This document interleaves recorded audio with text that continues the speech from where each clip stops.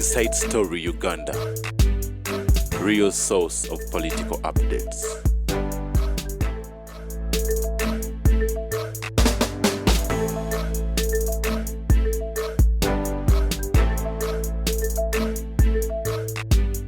Ne Joseph Tamale Mirundi mutano wa wana Mirundi ne mole n'amatovu ngera bw'omulaba nga nekedde bwati Mirundi ono ndoza mpulira atoga nti Mirundi gwo musola kati ngenda nkitegeera kanga waliwo ebintu byenkugamba nendabanga bituukiridde naga nti Mirundi mu kisanja kino ate ebintu bigenda kutabukako nnyo kati obadde owagira mutabani jo bakulabye otongoza mukulu kati tubuuza omukulu yajja omwana yajja era bw'aba omukulu yajja omutabani yabadde ki lwaki gwe mumwagala okuyingira mu kasenge aba opposition mulondereko ekipeneti anaabakuba peneti tuwulira byammwe tulina omwana standby generator naye yazikidde amasanyalaze gennyini mafu gavaavaako kati ne generator nayo nfu. Political science is you're right, that's true. And you'll be caught up by your own. May I write? In a situation. That's why I cannot accept it. We fight. The moment you attack my intellectual capacity or dignity, we fight. No compensation. We fight. You're right. Yes. You're right. Because I have to defend India. Nge ku integrity yange ku dignity. In 2014 professor yabaga have examined that man, unless you go and tell the president that man, I'm a professor of psychology, he will fight you until he's dead. He does not believe in the dangling in man. The man believes in his dignity, and I'm a self-made person. Somebody wanted to dangle man around you and but some said you don't believe in dangling money or you're the same thing. Let him come on his knees. What did you write? Should Museveni's age factor be a threat to Ugandans? It should, certainly. Kubanga mumugambo tebuliyo. Bagamba ko Museveni mbutebuliyo. 2017. Nakugamba antya. Nagwenti in conclusion that Museveni's age factor is threat to the country's stability. Absolutely. Unlike the civil service where the age factor is very important, it is not the same case in politics. When former US President Bill Clinton was asked about the age difference between his and John McCain, Clinton replied that what mattered were the ideas the contenders had for America. In fact, it is in politics, it is widely believed that leaders become more pragmatic in old age. For example, Yoweri Museveni signed death warrants for Haji Sebirumbi and Kassim Wabula.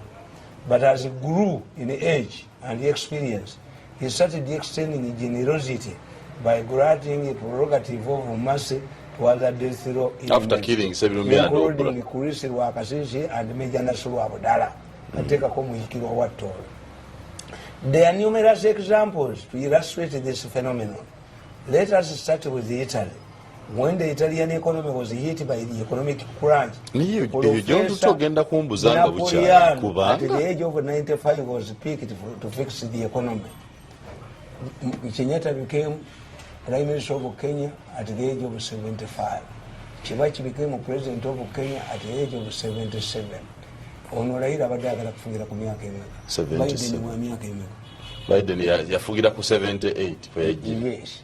Kakati so kikyotegeeza so gino emyaka mugitegedde kati nti akuze yafuga bulijjo mutembe y'omwana nga temanyi nti muto nti nze nakugamba nti standby generator nakugamba nti okukyusa term limit ne age limit it will help us to stop unnecessary succession battles. Why? Where you have term limits and age limits, the incumbent becomes a Remudaka president in his last term of office. Until Uhuru, but power has already shifted. What do you call unnecessary changes? Unnecessary succession battles. ANC president bamujjako mu second term. By the time baleme ku inheriting bizibu byakoze. So today, if what is wrong, kubanga politics mutemu politics ofumbye mayuni ofumbye lumonde ombuliza ate kubuziza nkugambye what do you lose wawandika akatabo ku Museveni basobola nowandika akatabo ku Mutabani kandi Muhoozi bikame Muhoozi nabyo biri wano tukiraba nakugamba nti Museveni tayambye mwana we kufuuka Muhoozi. George Bush senior Saddam yali amuteze bomu. Bush senior junior yagamba the man wanted to kill my father. Yakuba Saddam namujjawo. Nakuganda laba president ngazanyo omuzanyo gwa Shakespeare kumanyi bulungi. When Caesar was assassinated by two people, Brutus and Cassius, his Muhoozi, Antony, his son Antony, came and he mobilized the people. Brutus landed on his own sword. Cassius, I don't remember, because what I remember, if we meet again, we shall rejoice. If not, we shall say the parting was well made. They said them as the end, the work began by the 8th of March. Nabau kana Chaos and Brutus. But Brutus said, Yamazogam, Timuzi, Yeva Muzikana Bunui. Let us give we honorable burial. Because if we don't, nature might stand up and say that that was a man. Kakati each and every body, and Museveni overreacted on Muhoozi. Why? And Muhoozi did not help Museveni. Me, I'm realistic. Muhoozi would have denied the tweet. They're not mine. I have so many enemies. Museveni would have instituted a commission of 3 people experts, intelligence way to authenticate Kshani as you buy time. You look at what the Kenyans. I told you that the president overreacted. In normal circumstances, if Kenyans took the tweet seriously, they would have summoned your High Commissioner to Nairobi, to the Foreign Office, for policy note. Yesterday, 2 days ago, the current minister, the proposed Secretary of Defense of Kenya, Duale, was asked. Duale pointed out, countries don't respond to tweets. They respond to official statements. He's only speaking as a naive person in Africa. Because Trump yatufuga eggwanga lyonna yafuga emyaka enanga afugira ku Twitter. Minister of Defense That's primitive thinking. We live with that one, the Twitters, the ordinary Kenyans. No. Kati oyo ali mu analog age. Ali mu analog age. I don't yakyogedde. Bakebera akatabo kange ake Kenya. Ngasoma bulijjo. The quote of the day. Duale. The proposed Secretary of Defense of Kenya, where he was asked about Muhoozi's tweets, he said, governments don't respond to tweets. It is a matter of ordinary Kenyans. Governments respond to official statements. Yes. So why did Museveni respond to a tweet as President responding to a tweet? He wanted, you must evaluate the situation. Twali tulaga mu independence celebrations where he wanted all of the visitors to come. Nebakikola Ruto aleme kujja. So he had to punish him. Tewali yakikola gamba omwana nakikola omwana ye yakola. This time bota yagala tuba blaminga. Nange bwe bankola nze mbakubye mani mbakubye Jose ejo konende bajjamu nayagala kuba president ajja bufuna. Tali bukwata ko bali mukubana duka. Obujozo bwe mujoga abantu. Kuba they are driven by malice. Nti abantu bakola statements nyingi. Kakati ekyo kitegedde. These people batuufu. Bana abalonkiza abazzukulu. Batuufu. Toga nti ffe, you were there. Baagala, Ndemyai was invited there. Omanyize nina interest zange. Nze mu government sinaamu mulimu. And I will never work for this government again. Bwakola kuli ku butabo tebakusosola bageze kola. Ogenda kuwandika obutabo batakusosola. Bw'oba oyagala abasajja bano bakujooge kkiriza omulimu gwabwe. Buli muntu akubesimu ofuuka kibi. Anti obakubira butabo ate tukuba mulimu. Oyogedde ki? Oba kwogere. But in the last 10 years I'm enjoying my freedom. Nobody can ring me. You ring me for what? As who? I cannot attend any of their meetings. You are wanted. You ulina akubesimu n'agibeezako bw'ati. Switchboard wait for gundi atalina bwana nakuba mukadde esawa namba oli kukundi nabibona. I'm enjoying my freedom and I feel happy and I cannot surrender this freedom to be engaged in another humiliating exercise. So malisi yabwe bakola bubi nti Muhoozi abamulala yali kiiseeko naye they were looking for him. People had gone to court. He's flouting military rules. He cannot. When he hinted on resigning, what did you say? He cannot resign. Musei called the interference. He knows. He can't leave this army because of the kubanga asigale ono yamujoge ono yutayogerwa ko kuba ina amawuli nange yanjoga na bembwa yinga mpita kwa kuzanya nyamu ijoko onsole kasasiro mutwale 5 billion nzembwa mujitwale watali oyo Mirundi yali amuzaddeko kakati malisia Mirundi balete ekizibu nti batunulya Muhoozi mwamutunulya Muhoozi as a successor. Muhoozi agambye mundeke nkuze agamba tatali ndeka nkuze where are we going ndeka nkuze I am mature enough to make my decisions and manage my peace. Ati nkubuulira nti anything to do with the foreign affairs nze tewali awagira Muhoozi nganze ate tetumanyiganye. I have never had a one-to-one with him. With Muhoozi? Yes. Simulekanga ku one-to-one. He used to stop and wave at me. I don't know him. I've never had a one-to-one with him. But me, I know, I'm a realist. Would you like to have one? Bamukute. Abalabe bamukute. Let Muhoozi handlers organize one-on-one with Tamale, Mirundi and Muhoozi. Kakati president ati kyakola kati to rehabilitate him, he overreacted. He had already overreacted. But what is some international relations batugamba nti yesu yonna kakati olaba Kayihura yagamba nti alina ba volunteers abazza okusisiba yabayitaani milioni 10 bwe baali balwanyisa Kayihura president naga nti bonna bayingire mu poliisi amayumba 10 osobola ekikola crime preventers. Can you have crime preventers milioni 13 ngoziyiriza mu poliisi? That is almost 40% of our population. The neighboring countries would mobilize. Are you going to attack who? Why? Because they knew that nobody can accommodate. Oinama Jamaica. Uganda ilaba serikali bamwe. But because it was for domestic affairs, international relations bakugamba. What if somebody talks to domestic audience tikina buzibu? Once you talk about byogamba abeewo si kikulu naye kasita okibuusa ku border nti these people nange sinsonyiwa kabusenga nakulubya. Why? In future, as we democratize, when you democratize, politics becomes katemba. One day, somebody, a good government which believes in real vetting, the Italian, but ababije bayitamu abajja kubanga omulamuzi yandamayininga vetting process. Somebody ajja kujja n'olupapula lwamuli olwabukedde ne vision. At one time, you were described in the government newspapers as an insane man. A madman.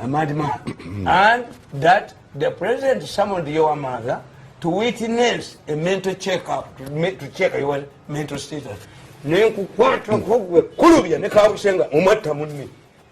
have a dent. Even my family members, even my grandchildren. The people, unless you apologize by 100 million, but it's taken for you to take it. Until in the future, lwaki aba parliament babagambye Mirundi otembe ya Museveni otembe ya Muhoozi because olina byombi. What do we do tutwalikiruwa nti this dent this letter will be always referred to. You even cause your father an embarrassment to write. Oh yes, you see, it's a serious matter. Muhoozi overreacted. A serious matter. It had a future impact. This is why I propose, if I can see him, one. You want to advise Muhoozi or Museveni? Who of the two do you want to see and advise? But it's already too late. You have already moved ahead and embraced Museveni for 2026. We have damage control. Muhoozi can enroll in a diplomatic institution. By the time I was tweeting, is he lacking diplomatic credentials? At times you humble yourself. There are times when you humble yourself to satisfy. When your enemies are begging for your political blood, humble yourself.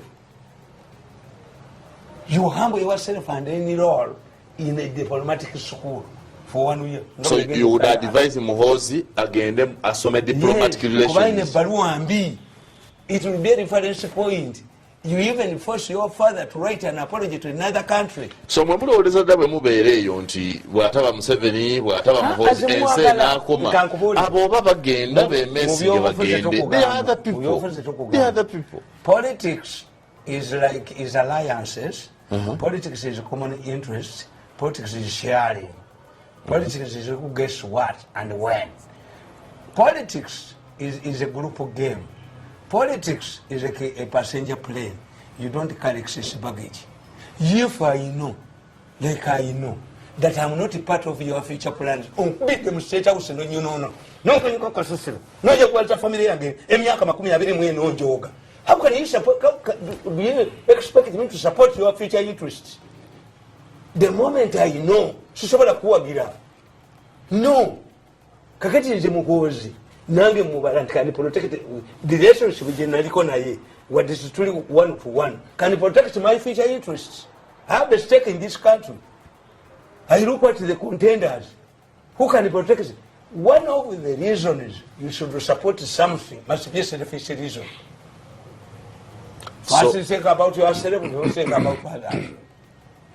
Okugenda ku office ya national chairman mutongoze Museveni okudda mu 2026 wabadde protecting interest zo mula Museveni yasinga nakugamba nti Museveni for the last 10 years taina sente zampadde nalaba batwala billions mu campaign zabo bakusasira bakaba bakati kati obamwe mukaba tefa abatafuna safuna ya dechiku nino genda kachiko nanjogereko ninakubeera kachiko a hunting dog. I refused ne sente zange zokutaba tebazisasula.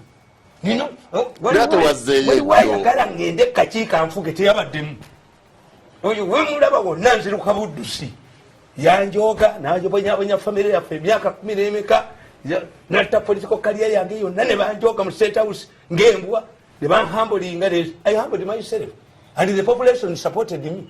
Waliwo gwe bayaniriza nganze ku mukolo abenaali mu banjagala nnyo. Why? Nabo bajoogeddwa omuntu y'omu abajooze tu bajoze nnyo nenfuuka victim. Programs zange ne bazijjako. How can you suspend programs of a person who is supposed to be an advisor on media? Obujozi abantu benaali mu bategeddwa obujozi nti an advisor on media bwajja ku radio ba TV n'ayogera ebitakwatagana saakahimu takwatagana na status anti oli abasaaki kwata mugobe byombi tebikola. So Museveni yandi kugobye si kujjako program. So program za Mirundi, program za government. Ngubulye zange. So yes, naye kiri kikwatagana na kino obujozi obujoga abantu. Tebamala okuhambulinga okomewo. Kakati ne interest zange. Nti abenaali mu banjagala nnyo why in spite of humiliation. Ne program gyendaga gye balaga abantu. Kubanga once you humiliate somebody nabagamba nti in politics humbleness helps. Once you make somebody a victim, society sympathizes with the victims, not arrogant ones. This is why Raila Odinga bayagala okutwala Uhuru ne Ruto Hague ne batambula Kenya, they traversed Kenya in what they called to Gund prayer rallies ne bafukamira ne babasabira. The country sympathized with who? With them. Yes, with them. Never going to look at Muhoozi was his house was raided by Kayihura. Nataninga mattresses in Achi. Mukakayihura Muhoozi namugamba. If you were a warrior, why don't you attack a gold Kone?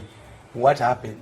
Muhoozi put up a brave face. So bounced back. As a political Kaboyo was seen carrying her mattress. He's the minister. Kutesa went to the dock. Nobody is pursuing Kutesa now. Let us go so back. Let us go back. Humble yourself and satisfy the enemies, your enemies. Gwenga kafuru ebyobufuzi. Now that Mwami Museveni akomawo 2026 atenga ne mwami General Muhoozi naye yabadde ayagala. How should they behave in the time between now and 2026? Muhoozi awagire kitaawe oba naye atongoze? Muhoozi as an individual Uganda ina experience. Omusajja omumu wala buyagamba munne nti bweyakoma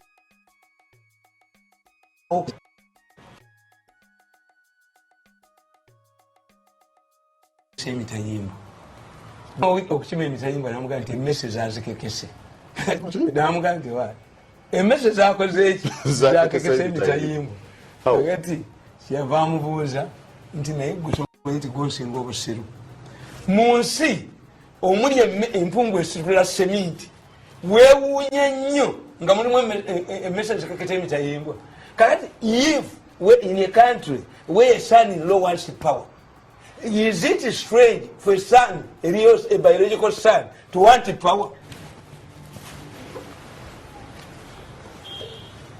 You get it? How should the two behave now?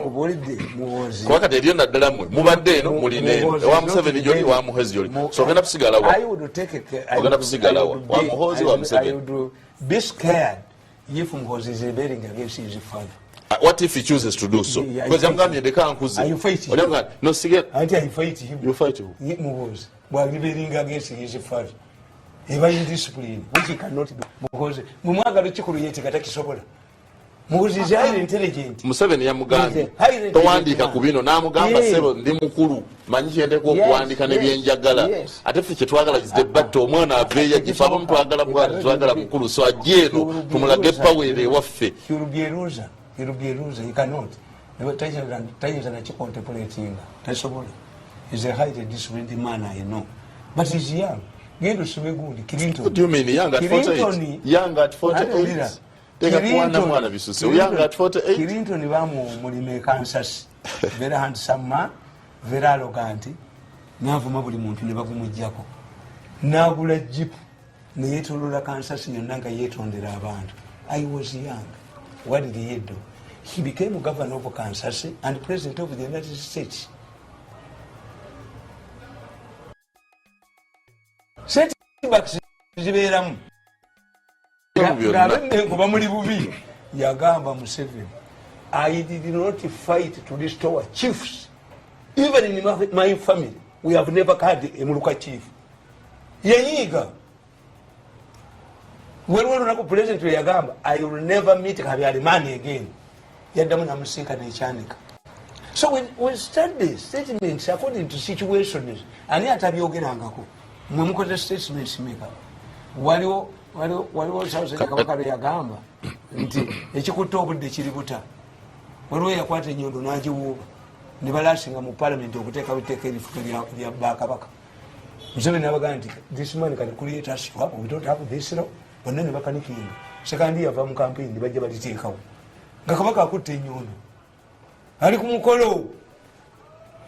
N'atikkira Besigye enkofiira mutani wa Kakungulu n'asika ebutabala n'atikkira Besigye enkofiira. So emotions zibeera ijja and when to make a press conference. Waliwo omuntu gwe mugamba nti gwe soma kiko kino. Era journalists baagala nnyo to divert you from the press release. Obeeko nebyoyogera. Obeeko nebyoyogera away from it's because a press is restricted.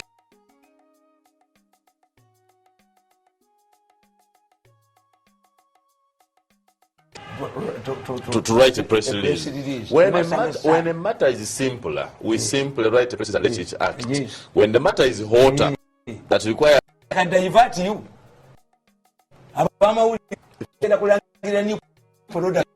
If you don't self, you mess yourself.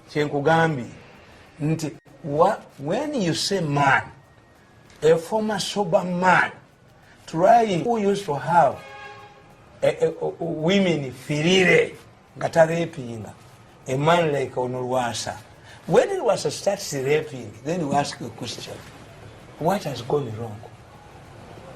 Kakati, when you see a president who liberalized the airwaves and unprecedented. Radio Uganda yaberangachi. Museveni fought with NRC. Nga bamugamba nti onozisobola otya radio ne mu mawanga amalanga Nigeria wa mwenna president bw'aba ayogera wanga bali speech baki mubeera ku nakasero mwenna kimuwa. But Museveni liberalized the airwaves. Is it the Museveni? Museveni came up with the Ministry of ICT. Is it the Museveni who can assign this social media bill? When we return, we start from the Computer Misuse Act. Eteka